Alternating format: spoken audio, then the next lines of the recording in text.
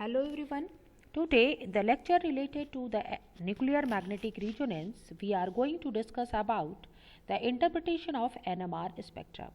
In this lecture we are going to discuss about the steps involved in the interpretation of NMR spectra using some examples. So coming to the first step.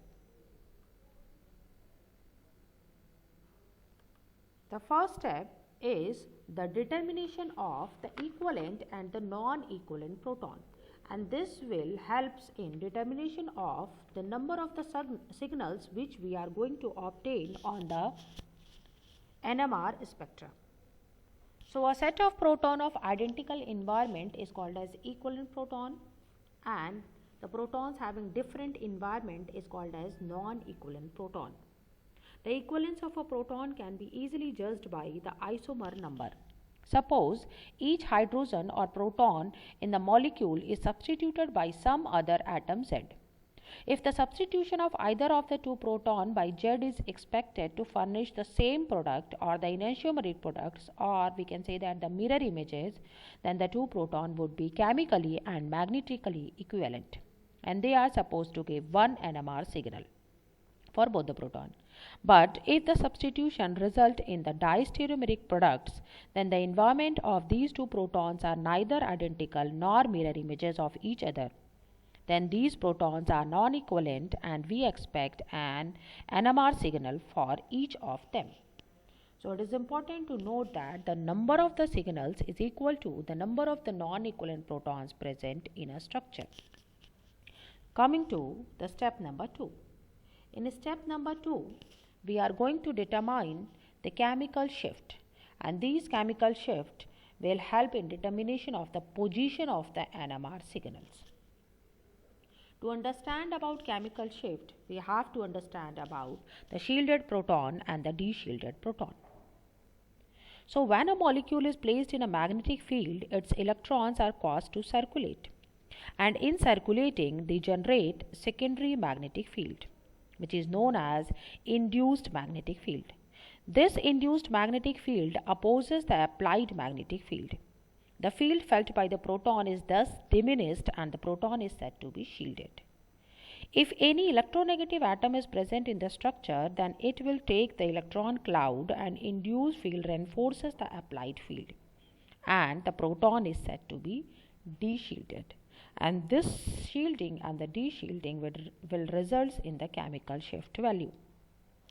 It is important to note that the shielding proton will come in the up field of the NMR spectra and the de-shielded proton will come in the down field. If we talk about the up field and the down field, then up field is near the TMS, that is the reference material, and the down field is far away from the TMS peak. Now coming to the third step. The third step is the spin-spin coupling, which results in the splitting of the NMR signals. The interaction between the spins of the non-equivalent neighboring nuclei in a molecule may cause the splitting of the NMR spectrum. This is known as spin-spin coupling. Practically, more peaks are obtained than calculated on the basis of the non-equivalent proton. This means that the individual signal which we expect from a set of equivalent and non-equivalent proton must be appearing not as a single peak but as a group of peaks. This is called as splitting of NMR signal. The number of splitted peaks is equal to n plus 1. Where n is equal to the total number of protons on the adjacent carbon atom. The splitting of the proton signal is caused only by the vicinal proton. All the peaks of the given multiplet are not of exactly the same intensity. The splitting of one proton by another proton on the same carbon very rarely come across. So using all the three steps, now we are considering some structures and trying to interpret the spectra. So consider this example. For this structure, the first step is to determine the equivalent and the non-equivalent protons present in the structure. and the number of the peaks in the NMR signal is equal to the number of the non-equivalent proton. So for this structure, this proton is directly attached to a carbon which is directly attached to two chlorine atom. So the environment of this proton is different from both of these two protons which is directly attached to a chlorine atom at this side and a carbon at this side. So both of these two protons, which is denoted as A and B, are non-equivalent proton. But both of these protons are equivalent to each other because they are placed in the same environment. So for this structure, the number of non-equivalent proton is 2. So the number of the peaks or the number of the signals we obtained in NMR spectra is 2. Now consider this example. In this example, these protons are directly attached to the chlorine. So environment of these proton is different from these proton because these protons are at one carbon distance from the chlorine. The environment of these protons are also different from these protons because they are also placed from two distinct carbon from the chlorine. So all the non-equivalent protons can be assigned as A, B and C. But the proton on this, both of these two protons on this carbon are equivalent. Both of these two protons which are placed on this carbon are also equivalent, and all the three protons on this carbon are equivalent to each other. So for this structure, the number of the non-equivalent proton is 3. So the number of peaks which we obtained are also 3. Now let's consider this example. Here for this structure, this is a proton which is directly attached to this electron withdrawing group. So environment of this proton is different from both of these two protons. So there are two non-equivalent protons. The first, which is assigned B, and the second is the protons of these two methyl group. But all the 6 protons, which are the 3 protons of this carbon and 3 protons of this carbon, are of equivalent proton. So for this structure, the number of non-equivalent proton is 2. So we obtained the number of peaks in the NMR, which is 2. Now the second step is the determination of the position of peak. So depending upon the electronegative atom which is present in the structure, which will produce a de-shielding effect on the proton, the position of the peaks can be decided.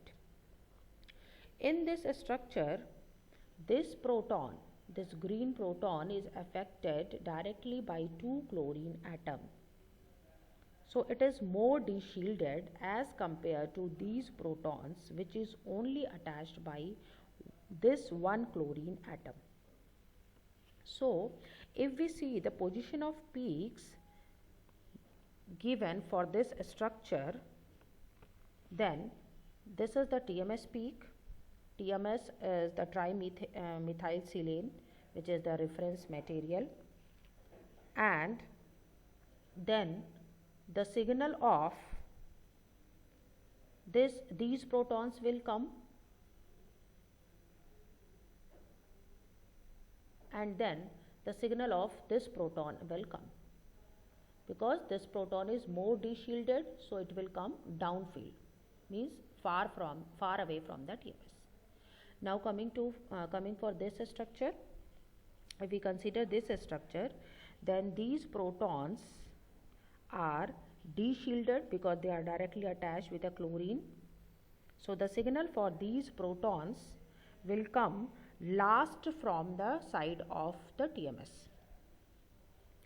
These protons which are somewhat de-shielded due to this chlorine, which is present at 1 carbon distance from the chlorine, so it shows the signal between both of these two peaks. And if we talk about this proton, these protons which are shown in green color is most shielded as compared to the other protons, then the signal for this will come near the TMS. If we talk about this structure, then for this structure, the proton which is directly attached to the NO2, which is a electron withdrawing group, so it is de-shielded, and all the other 6 protons are shielded. So the shielded protons will produce a signal after TMS, and the de-shielded protons will come downfield. So chemical shift value depending upon the shielding and de-shielding will help to decide the position of the NMR signal, that is whether the peaks will come near the TMS or far from the TMS. Now coming to the third step, that is the spin-spin coupling. So for this structure, the formula for the spin-spin coupling is n plus 1, where n is the number of the proton on the adjacent carbon. So the spin-spin coupling for the A proton is 2 plus 1 because it have a 2 proton on the adjacent carbon. So the spin-spin coupling for this A proton is 2 plus 1, that is we will get a triplet peak for this proton. But if we see the spin-spin coupling for B proton, then the number of proton on the adjacent carbon is 1. So 1 plus 1 is equal to 2. We get a doublet for these 2 protons. Now consider another example. For this structure, we will calculate the spin-spin coupling, and the spin-spin coupling will always become in the non-equivalent proton.